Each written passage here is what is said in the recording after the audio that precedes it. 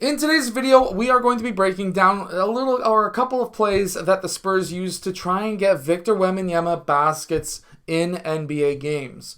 So let's get down, let's check this out. If you've got a center who can shoot and be able to handle the ball and be able to get the ball to the rim, these are some plays that you might like to try with your team. So let's get down and let's check out these basketball plays. Okay, so in this first play, it's a horns play. They're coming off of a screen, and then he kicks that ball out to Victor for that three-point shot. Now, first off, basically, these players will come up from the elbows, and they'll set that screen. This is very similar to a play that's very common in youth basketball. Usually what will happen is the point guard will either use the right screen or left screen.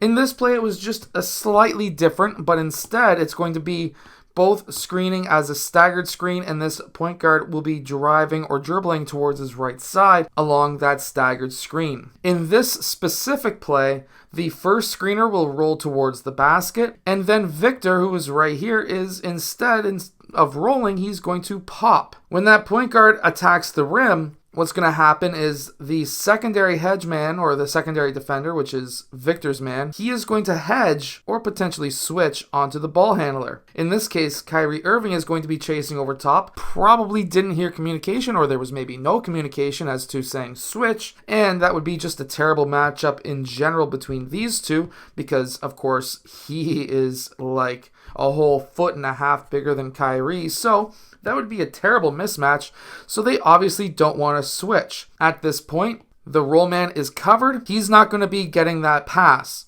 It's going to be Victor getting that pass, and it's going to be Victor taking that three-point shot, as we see right here. And because he's a right-handed player, it's super simple. He steps in with his right foot, and then he's able to take that shot. There's not going to be anybody who's going to be able to stop this play. And the reason why I say that is because if this man was to stick onto Victor, guess who is going to be attacking the massive gap?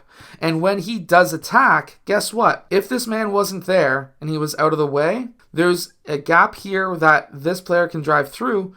That's going to force either the help on this side from the roll man to come out, which would be a quick pass to him, or this could be the one pass off help, which would be something that I would not recommend, and in which case this would be a kick out for a three on this side. This gives you so many different options that you can run. At the youth level, it's very simple. Players 5 and 4 will go up for that screen. Player 1 would then choose the direction in which he would be going, and then we would have player 4 roll off towards the rim and player 5 stay where he is. Basically, what this would look like is these two players would set the screens, player 1 would then move off, player 4 would then roll towards the basket, player 1 would probably try and attack the paint as well, and player 5 is going to roll off towards the top. There's this option. There's also another option as well that's quite common, because now you would have the pass up to player 5 or the pass to player 4. The other common option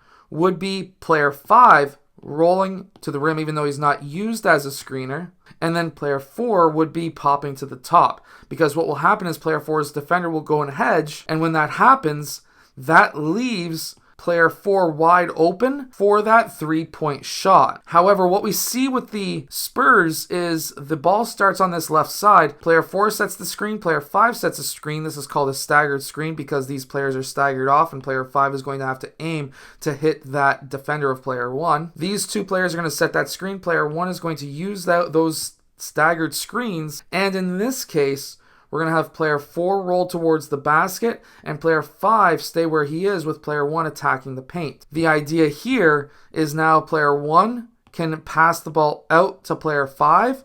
He can kick the ball to player 4, or he can kick the ball out to player 3 for three-point shots. There's also the option, if none of those options were open, for player 1 to continue to attack the baseline, and that would allow him to do a hammer pass out to player 2. I would then, in my assumption, say that player 5 should move over towards this side so that he could potentially get the extra pass for the three-point shot. So there's a few different options there. By the way, for both of these apps that I'm using, link is down in the description below. And if you want the unbeatable basketball zone defense that will stop this, that is down in the description below as well. Basically, with the unbeatable basketball zone defense, it's going to be a trap in the corner, a double in the low post without leaving any players open. So definitely go check that out. This next play is super simple. Pass to the high post man. He's going to do a dribble handoff into the point guard again. Point guard's going to do a dribble handoff to the corner man, and that is going to be a 3-point shot. So the benefit here is it's a little bit of a misdirection. You pass the ball to this man. You have a guy in the high post here, guy in the corner here, guy in the corner here, and then this guy would have been popping up from here. So this is, of course, a horns play. And you can go check, the NBA uses a lot of horns. Youth basketball uses a lot of horns offenses, and I got some horns offense plays in the description too. But basically, so you can go check that out. This is going to lead into a dribble handoff at the point, and then coming off that dribble handoff, he's going to attack the corner and do another dribble handoff, but this time for Victor Wembanyama. Now, something about Victor is he's a right-handed player, which means that if he's going towards his left side, as we see right here, it's going to be a faster release, but also a faster shot and a more accurate shot. And that's exactly what we see right here.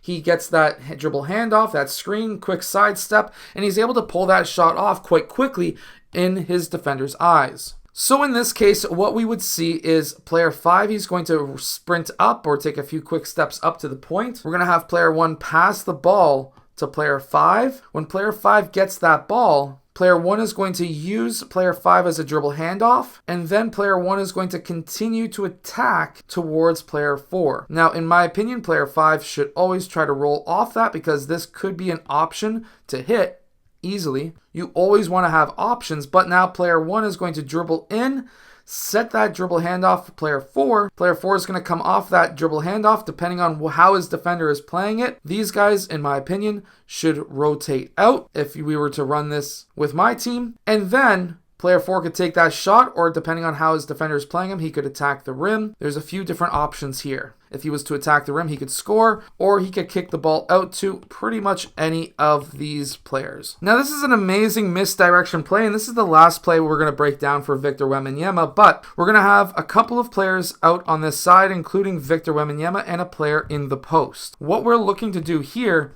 is have the quick screen by Victor on the ball handler. This is going to turn into a secondary screen for the ball handler, but now that other player on the wing plus the low post man, they're going to set a staggered screen for Victor Wembanyama. Victor is then going to pop out towards that far side. We see this happen right here, exactly where I just laid out those lines, and now we're going to have the opportunity for our big man to score either at the 3-point line, the mid-range area, or in that high post area, mid-range high post area, as we see right here. I don't think there's going to be anyone blocking that shot. I hope that these basketball plays help your team win more games. If they do, hit that like button and subscribe. Make sure to go check out my Unbeatable Basketball Zone defense book that is down in the description, as well as the horns plays that I have down there too. But if you want these apps, the links are down in the description as well.